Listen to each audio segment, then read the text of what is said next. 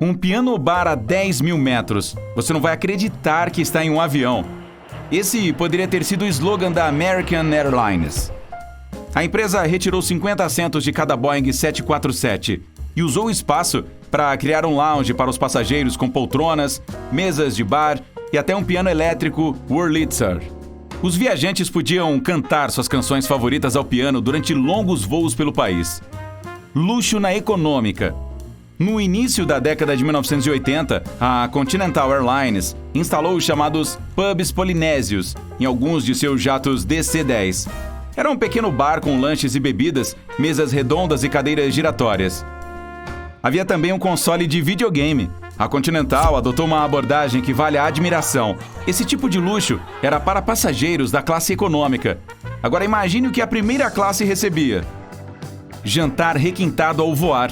A maior companhia aérea da Austrália, a Qantas, ostentava um luxuoso lounge para a primeira classe com a culinária do capitão. A empresa transformou o deck superior do 747 em um restaurante completo.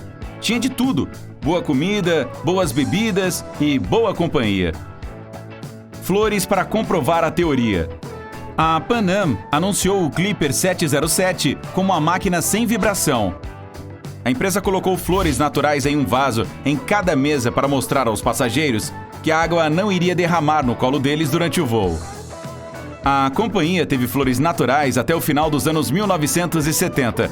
Um pouco questionável se houvesse turbulência, mas ainda assim romântico. Camas grandes. Durante a década de 1940, todos tinham o privilégio de dormir confortavelmente durante um voo. No Boeing Stratocruiser, os assentos eram espaçosos e podiam ser transformados em uma cama completa. A aeronave tinha até vestiários espaçosos, onde os passageiros podiam colocar seus pijamas ou uma roupa diferente. Ah, como os tempos mudaram! Cores malucas. Até meados dos anos 60, os aviões eram pintados com cores claras, ou nem mesmo pintados. O único ponto brilhante geralmente era uma faixa colorida ao longo da fuselagem, mas não a companhia americana Braniff International. Ela contratou o famoso arquiteto e designer de interiores Alexander Girard para deixar suas aeronaves mais brilhantes. Ele usou uma paleta vibrante que incluía tons como roxo metálico e amarelo-limão. Mas por que essas pinturas bizarras quando você pode fazer aviões malucos, como o barril voador, oficialmente chamado de Stipa Caproni? Foi um dos aviões mais engraçados da história da aviação. O engenheiro italiano Luigi Stipa o projetou para ter a hélice dentro da fuselagem volumosa em forma de barril. O avião de aparência bizarra provou ser silencioso e estável durante o voo. A única desvantagem era a velocidade. Não conseguia ir muito mais rápido do que 130 km por hora por causa da resistência. Isso não era muito mesmo para os anos 30. Super barco avião de 9 asas. Bem, do que mais você pode chamá-lo?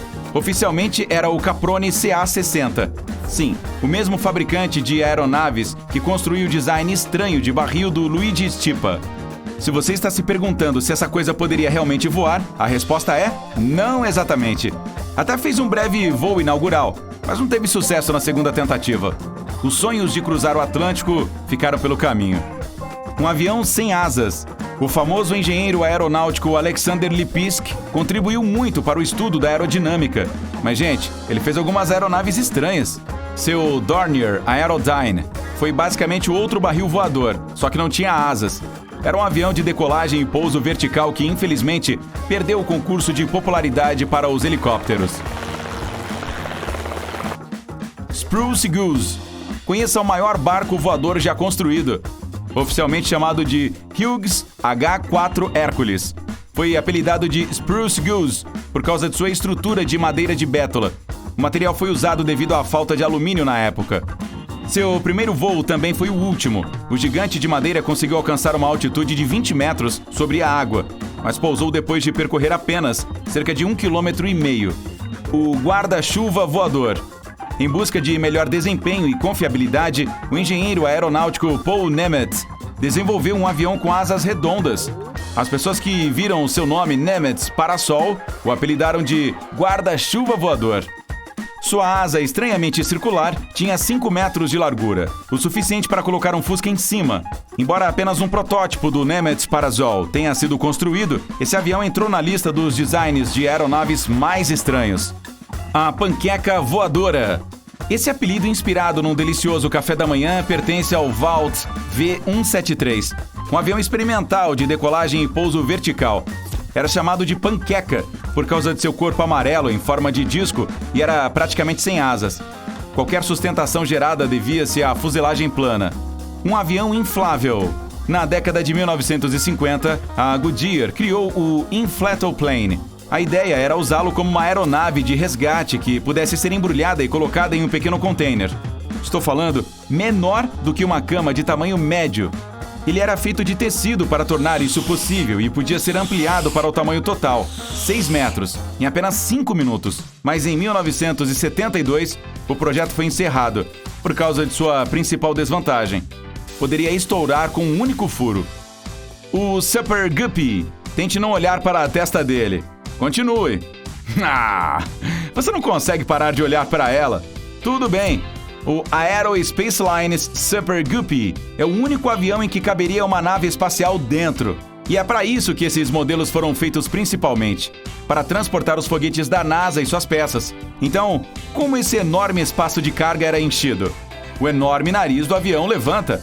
A NASA usa uma dessas aeronaves ainda hoje. Antonov AN-225. Este monstro é o detentor do recorde.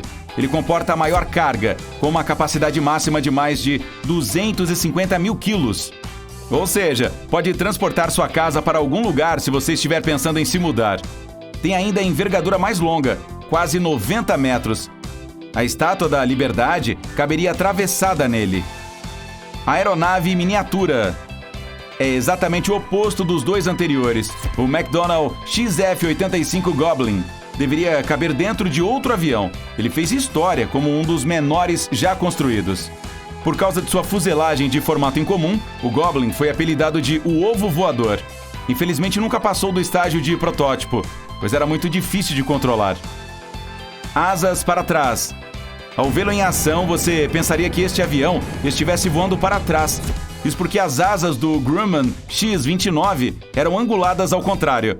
Por mais estranho que fosse o design, a aeronave tinha uma capacidade de manobra extraordinária e uma estrutura leve.